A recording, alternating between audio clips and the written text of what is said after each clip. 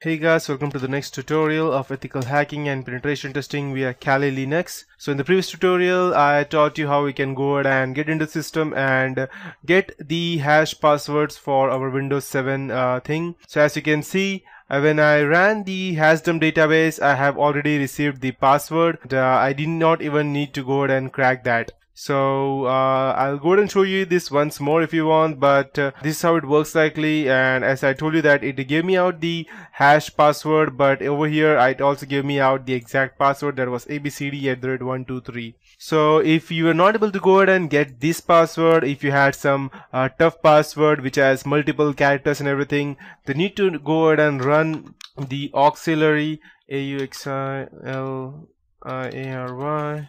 run auxiliary slash analyze and slash jtr, I believe it, crack underscore fast, run auxiliary analyze fast. Let me just check if I have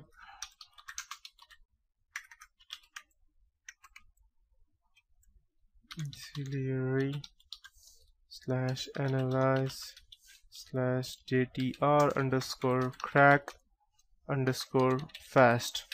And if you're unable to run this, you need to go ahead and run this command, or you can also go ahead and type use over here. But I don't believe that you would need to use that, because when you go ahead and use the hash thing, you already easily go ahead and get the password for that, as I have got over here. So that's how you can go ahead and use this, and once you have this password, you can simply go ahead and gain access to that using a remote desktop or whichever you want. So, but that's not it. There are many other things that you can go ahead and do. Let's say, for example, I have this test1 file and I have these two things over here, and I wanted to run these two as a, let's say, these two commands, netstat and cmd. So I can go ahead and try to run those files from over here. Let's see where we are exactly. I am in system32, so I'll just go ahead and get back to, let's see where I am. Okay, I'm still in Windows and I am in C drive right now, so I'll just go to users and let's check. We have the test user, so I'll go to test user and I'll go to desktop. Perfect. And now I want to go ahead and run this test1 file, so let's go ahead and check if I can do that. Resource space, and so I need to go ahead and give the test file, so I'll just type test1.txt. So okay, no such file .txt. Let me check test1. Okay. I'm sorry for that. It's not the file that we have stored over here. Sorry for that. And if you wanted to go ahead and run any specific commands from our computer that I had over here, then I can go ahead and do that. So let me check the local working directory. I'm in set. So let me check. I can just go ahead and create a new script over here, and I can go ahead and run that for this computer. So there is one way of doing that. Let me check. I have not yet tried that as of till now. So let's check test txt, and I'll just go ahead and let's say cmd and netstat. These are two commands that I want to run. Let's see if I can run them. It is just test.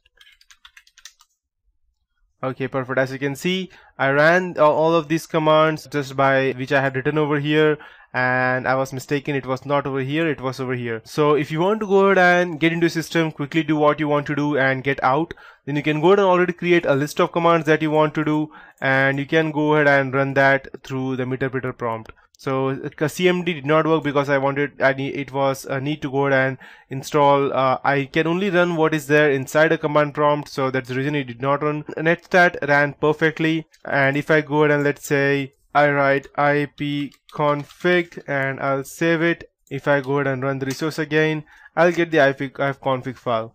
So, and if I want to go ahead and read that directory, so let me check. Okay, I need to go ahead. I'll just go ahead and okay, back. Perfect. Now over here, if I were to go ahead and I have this ABC file, this is an awesome file. And if I need to go ahead and run that, I can just go ahead and type, let me first check where I am. I'm desktop, so I can just type cat, and I can type over here abc to txt. As you can see, I have, this is an awesome file, and any number of time you can run, you will see whatever is there in this directory. Perfect.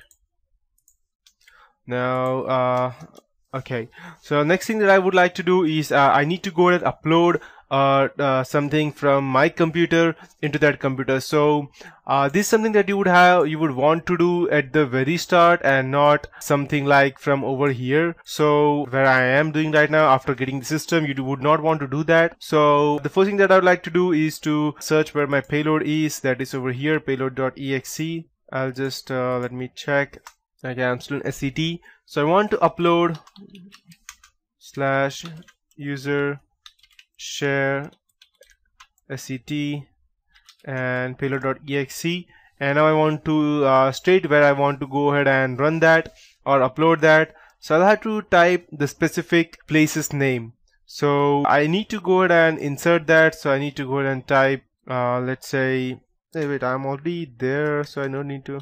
Perfect. I can straight away go ahead and do this. So I'll just type C:, and let's say I want to go ahead and just need to go ahead and insert this later on. First I need to insert the route where I want to go, and the name of the file would be, let's say, if I want to copy it into the C drive, or let's say I want to copy it on the test user, that is the desktop over here. So I'll type users, I'll just copy it, I'll just copy it from over here and paste it over here, and I can go ahead and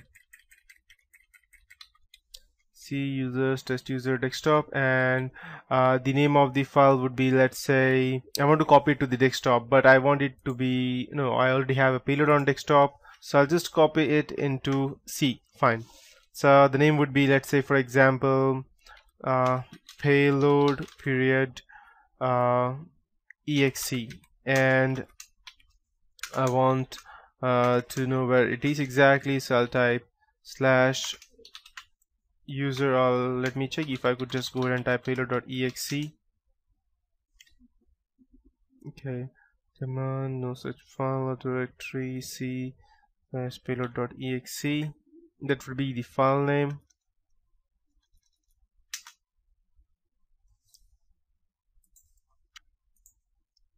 Okay, sorry, actually it should have been exactly the opposite.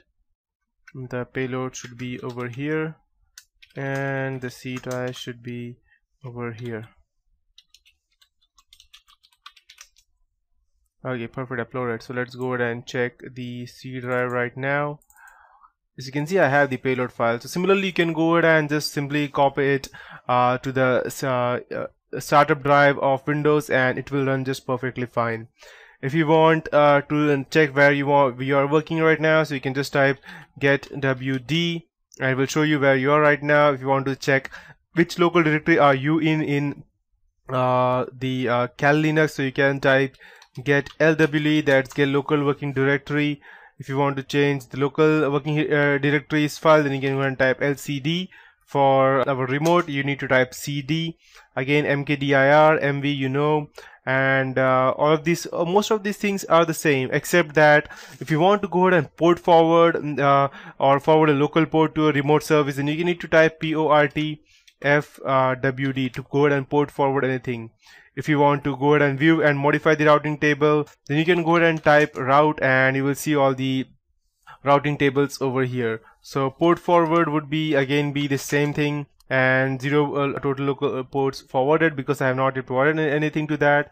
If you want to steal token of something, you can just go ahead and type steal underscore token, and it will go ahead and try to steal a token of specific PID that I need to go ahead and insert, and I can later go ahead and use that to create an impersonation token.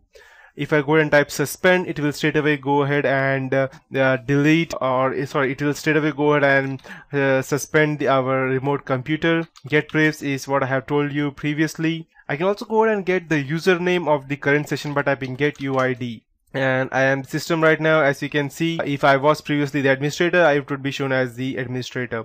Now these are fine, but there are still other things that you would want to know, like killing a process. You need to just type kill to get the list of running process. You can just type ps or get PID to get the current process identifier, or reboot to go ahead and remove the local host. But what if you want to go ahead and edit the registry file? We can do that as well. You just need to type reg, and that is the registry, and whichever value that you want to go ahead and edit or enumerate, you can still do that from over here. Now if you want to check since how many time the computer is still on, you can just go ahead and type idle time, and you can see it's since 2 hours 26 minutes the user has been idle. That means he has not done anything.